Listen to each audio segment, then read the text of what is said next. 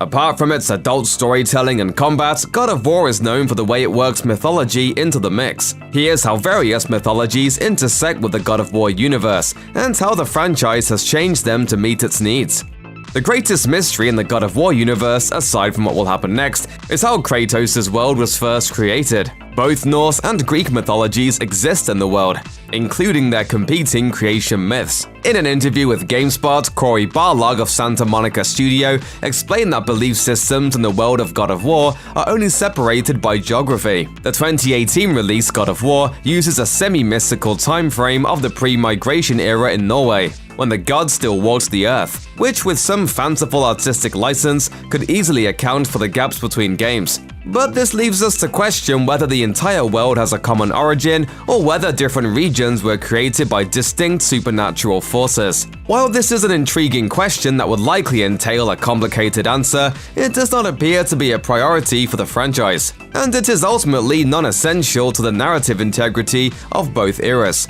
In both the game's Greek and Norse eras, the enemies Kratos faces, such as harpies, draugr, satyrs, trolls, and so on, are lifted directly from passages or myth, or popular interpretations thereof.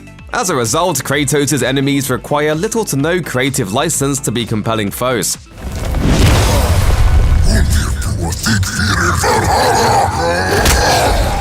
Harpies, for example, appear throughout the Greek-era God of War games. While early portrayals of harpies were not ugly or inherently loathsome, the games draw from later conceptions of harpies as grotesque bird-woman hybrids. Mechanically, they swoop and attack Kratos, forcing players to time their strikes or engage in aerial combat to dispatch them. In contrast, in the Norse era, trolls make particularly meaty enemies, as per their ancient descriptions. Unlike weaker rank-and-file enemies, such as the decaying undead draugr, trolls often serve as mini-bosses that guard specific locations, similar to the myth of trolls acting as gatekeepers for bridges or thoroughfares, exacting tolls from passers-by. The original God of War title tells the story of Kratos' ascension from mortality to godhood. Kratos never intended to become a god, but his quest for revenge against Ares led him to slay the former God of War in single combat, and he subsequently adopted that mantle. The driving force behind his thirst for vengeance was Ares' influence, which led Kratos to kill his own family. The image of his two final victims would stay with him for all his days. Characters transcending their mortal limits is an almost pervasive theme in video games, seen in dozens of titles across varying genres. This is because it is a narrative trope that translates exceedingly well to game mechanics. As players level up, they gain new abilities that allow them to interact with the game world in different ways. And this is doubly convenient in games such as God of War and Mortal Kombat, where mortals duel against gods on a regular basis. It is eventually revealed that Zeus, who is revealed to be Kratos' father, attempted to strip Kratos of his power because he feared the cycle, referring to a recurring chain of patricide that defined the Greek pantheon. Just as Zeus overthrew his father, Kronos, Ares attempts to overthrow Zeus in the original God of War. When Kratos kills Ares instead, Zeus fears that Kratos will come for his head next. The ironic thing about this cycle is that by attempting to prevent his death, Zeus seals his fate. If Zeus had not attempted to kill Kratos, it is possible that Kratos would not have sought to destroy him in turn. Though it has yet to directly manifest in the Norse era, the legacy of the cycle looms large over Kratos' relationship with his son, Atreus. Kratos also makes reference to the cycle upon executing Baldur, who attempts to choke his mother to death in a similar act of betrayal. Furthermore, he states that, quote, "We must be better than this," referring to the cycle of vengeance that seems to permeate pantheons. Speaking to Variety, Cory Barlog stated that Santa Monica Studio team considered many different pantheons for the second era of God of War, including Egyptian mythology. But ultimately, following the events of God of War 3, Kratos migrates to pre-Viking era Norway, where he meets Faye, his second wife. Kratos and Faye conceive a son, Atreus. Just before the events of 2018's God of War, Faye dies, leaving instructions for her husband and son. How there do I see my mother? How there do I see my father? Kratos quickly finds himself pitted against a radical yet logical reinterpretation of the Norse god Baldur, as in this fictionalized take on Norway's pre-migration era, Norse gods still walk the earth. As a result of the change in setting, the prevailing pantheon of the series changes as well, shifting its emphasis to the Aesir and Vanir or Norse deities. This shift extends to the surrounding mythology as Kratos discovers a gate to Norse mythology's 9 realms, and his bestiary of enemies is drawn from Norse myth as well.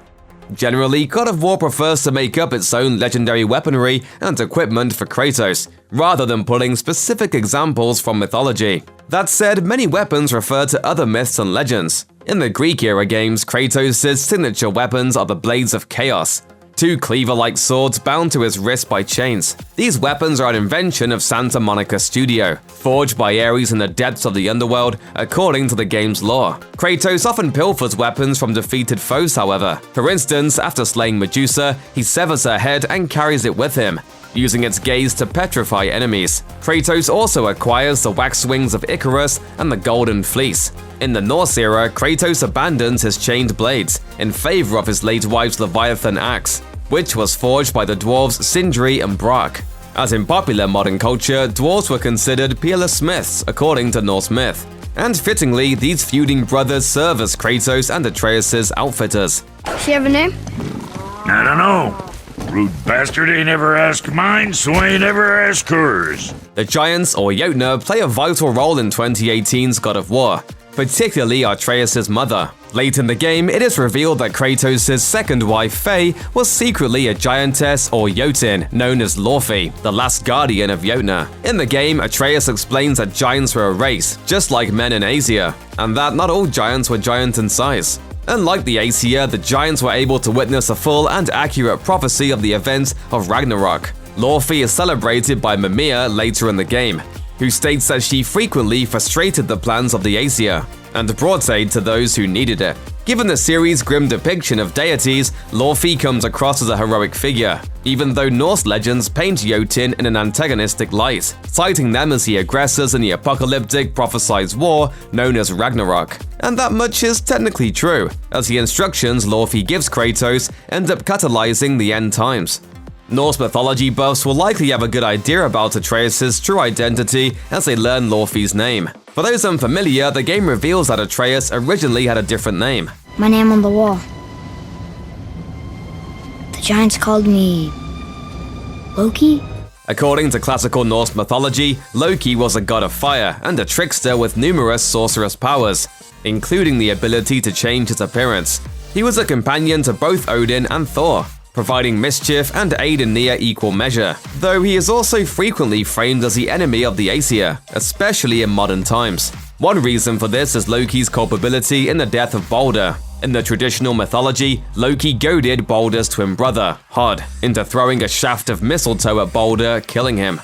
And Atreus is responsible for breaking Baldur's curse of invulnerability. But in the game, Atreus and Kratos unwittingly become the god's enemy, manipulated by the machinations of Laufey. In addition to Atreus' secret identity, God of War takes substantial liberties with Baldur. In the game, Baldur is crass, psychopathic, and hateful. Hoping to prevent a needless death foretold by runestones, Baldur's mother Freya granted her son with near invulnerability. As a side effect of this curse, Baldur suffers an all-consuming numbness that drives him mad with sensory deprivation. In contrast, the Baldur of Norse mythology is not insane, and while he is still invulnerable save for his secret weakness to mistletoe, he can still feel the world around him. Different historians present different pictures of Baldur. Some liken him to a Christ-like figure, suffering abuse from the other Aesir in silence, while the Danish historian Saxo described him as lustful and brutal. The largest difference between the Baldur of myth and the game's take, however, is that Baldur's death causes the Fimbulwinter to arrive, a 3-year-long winter that is supposed to precede the events of Ragnarok. The ending of God of War and the death of Baldur sends the world on the path to Ragnarok, which translates to Doom of the Gods in Old Norse. Given his interactions with the Greek pantheon, this is a fitting epithet for Kratos himself and the God of War franchise as a whole. Kratos and Atreus act as a catalyst for Ragnarok, as they are responsible for killing Baldur. Though this event is not necessarily the inciting incident for Ragnarok in Norse myth. In the game, Kratos and Atreus are prophesied by the giants to take part in the battles to come, even though Mimir mistakenly believes them to be an unknown element that altered destiny. At the end of the game, Atreus foretells the arrival of a man with a magic hammer at their home. I had the weirdest dream. Fimbulwinter was ending. And Thor came for us. Here at the house. This figure is unquestionably Thor, supposedly the dedicated protector of Midgard and mankind. Kratos' death has also been foretold, but it is unclear whether he dies by Atreus' hand, completing the game's cycle of patricide, or through other means. Time will tell in short order, as the next God of War game is on the horizon. Check out one of our newest videos right here, plus even more SVG videos about your favorite things are coming soon. Subscribe to our YouTube channel and hit the bell so you don't miss a single one.